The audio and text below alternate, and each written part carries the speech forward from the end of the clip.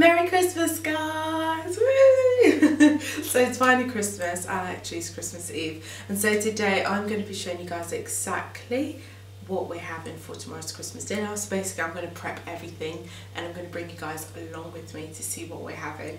So during the day I'm going to show you guys, we've decided to switch things up a bit. Last week in my Christmas dinner video we had a roast turkey, we had rice, we had a variety of really delicious foods, and my friends helped me prep and cook some of the meals and we all brought it together. So this time round, without having a turkey, we're going to have roast chicken, but I'm going to show you guys exactly how you can sort of like marinate your turkey, because I did film it just in case. And but this time we're going to be having some roast chicken. I'm also going to be having some rice. Of course, no recipe is complete without jollof rice, and so recipe, no Christmas is complete without jollof rice. So I'm going to show you guys exactly how I make that, kind of like a simplified way. For those of you who don't know what jollof rice is basically just rice cooked in a very delicious sauce. It varies from country to country, but it's very predominant in Western Africa.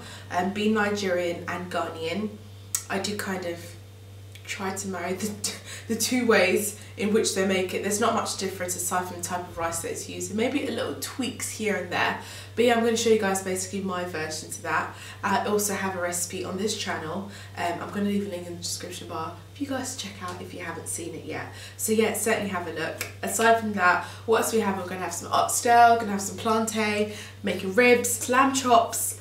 So we're going to have a variety of meats, and especially as we're not having turkey, that leaves up more room for us to have like a mini buffet. And I'm also going to be serving it alongside my palm rice, which is my special fried rice cooked in palm oil. We did consider maybe having like stir fry noodles, but we're still deliberating. But yeah, my lovelies, that is that. And if you want to see exactly how I prep for tomorrow's meal, then follow me and let's get started. So the first thing I started off with on Christmas morning was the oxtail, as oxtail takes quite a while to cook, so I wanted to like get it on the hob and cooking so it can be nice and succulent.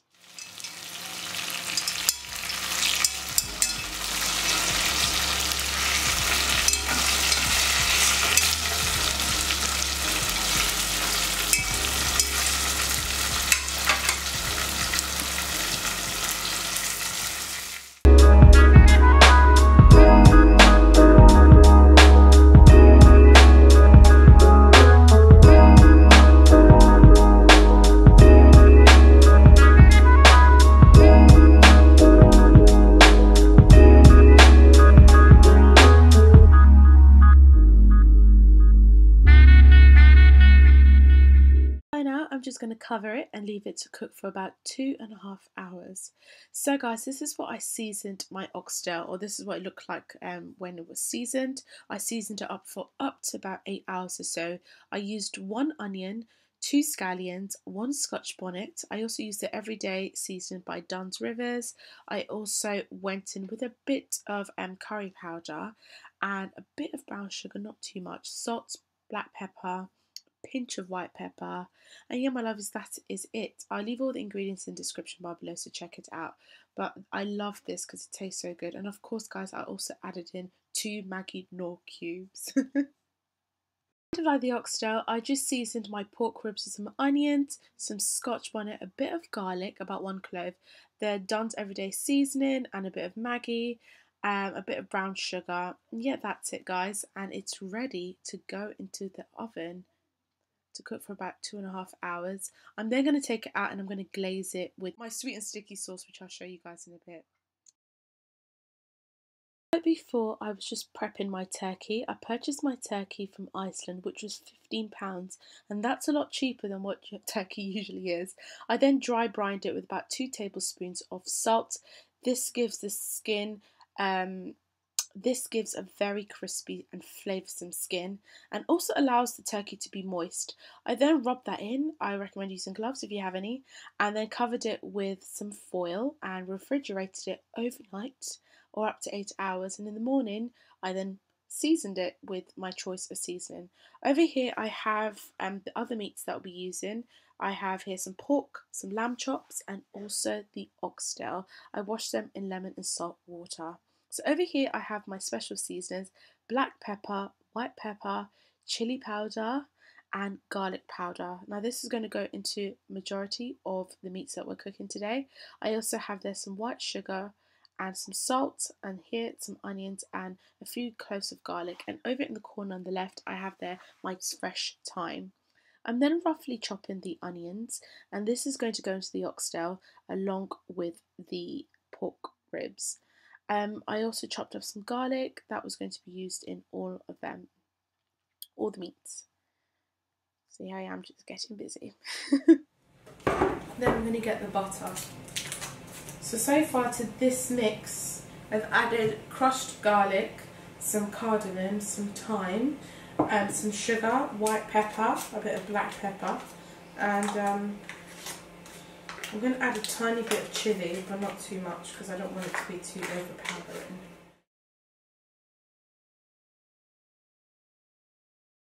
And then I'm going to like mix it all in. And this is such a great yet simple like marinade, and basically you just baste the whole turkey, and what I found that it was so flavoursome. And yeah, that is that. I also recommend again wearing gloves if you have any. I just didn't have any. But yeah, that is the turkey, and it will go in the oven. But also I've got this thermometer which enables me to check when the turkey is cooked. I'll leave that in the link below for you guys to check it out. And there my turkey is going to go in a bed of onions, carrots and celery, just so the bottom doesn't get soggy, and also just so it can further flavour the turkey. And yeah, this is what the turkey looked like halfway through the cooking. I was just checking on the skin, and as you can see, it's nice and crispy, and of course very flavoursome. Over to the jollof. This is one of my simplest versions of jollof, and it came out so well. I was so happy.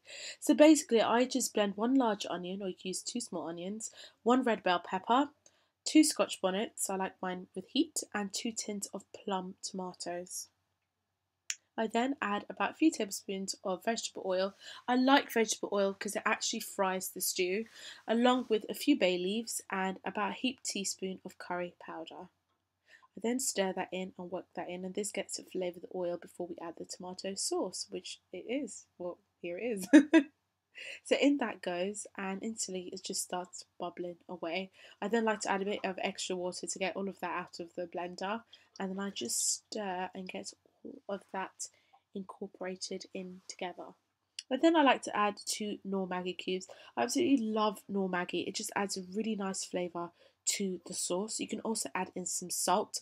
I do recommend to taste as you go along, just to tweak it to your preference. I then cover that and let it cook for about 20 minutes.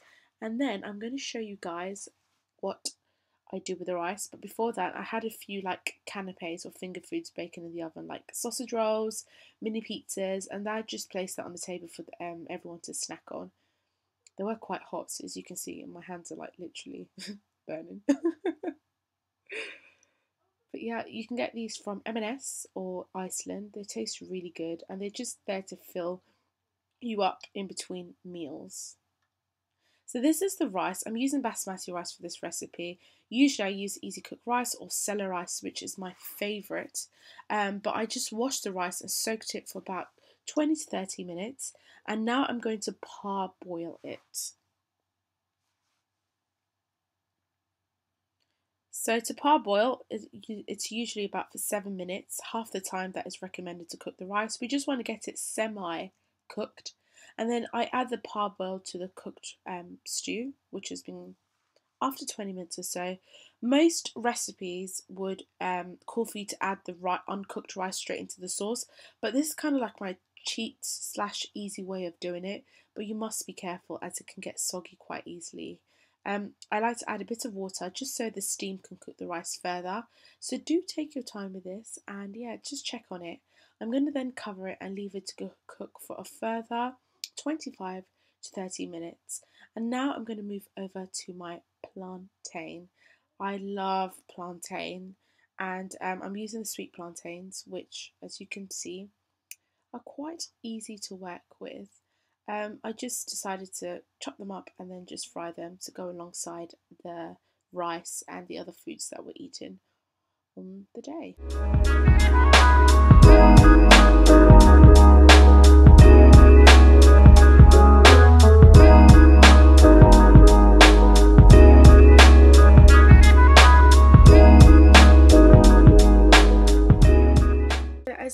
now I'm lightly frying the plantains in oil. I like to fry them until they are golden brown, and then I'll drain them on a paper towel until they're ready to be served.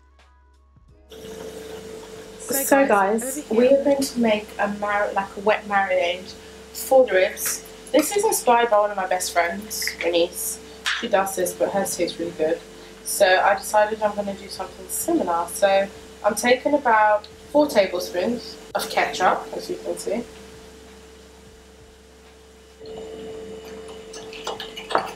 Like a splash of water.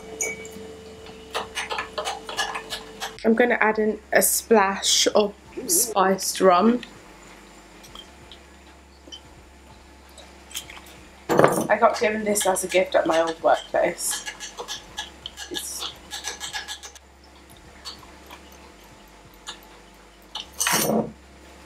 That tastes amazing. So guys, don't tell anybody that. That's our own secret ingredient. And for anybody who's watching this video through, at least you found something new. Sweet and sticky glaze, and yeah. So these are the ribs, and now I'm just going to baste the ribs. They've been cooking for about an hour and 45 minutes, and I turned them on the other side just so both sides can cook evenly. And as you can see, I'm doing this exact same thing here just so I can baste the ribs with the glaze.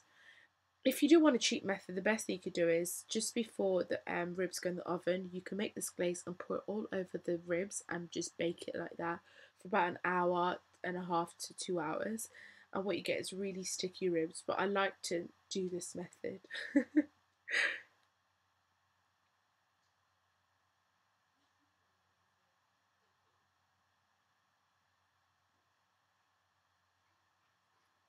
So guys, lastly, I'm going to show you guys how I make my palm rice.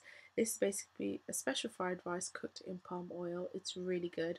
So I start off with some butter.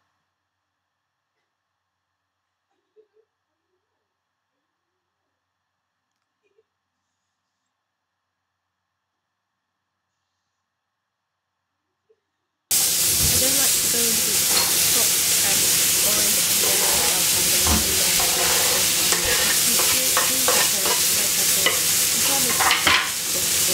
I just used the peppers that I had available, and then I went in with a bit of chilli.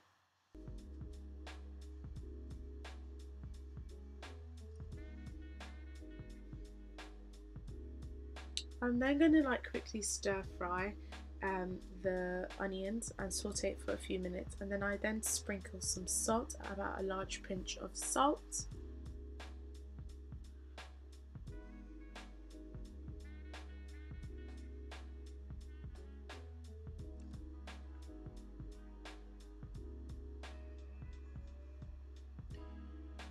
I'm then going to add in the palm oil. I just use about a tablespoon of palm oil.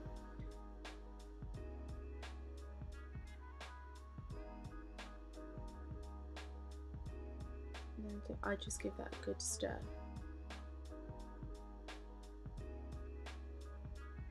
And then I'm going to add in garlic and ginger paste. Add about a teaspoon. This is such a lifesaver, and if you don't have garlic and ginger paste, I recommend getting it because it's going to make things so much easier when you're cooking. And so I just stir that up again, and then I add in my rice. I'm using the basmati rice again, or you can use any rice of your choice. And then I also like to add in some Maggie cubes and some salt, and sometimes a bit of crayfish powder. But yeah guys, when that's all done, I'm just going to quickly set the table. We had to get a bigger table so it can fit everyone on, including the food, but this is just to give an idea of how we enjoyed our Christmas meal.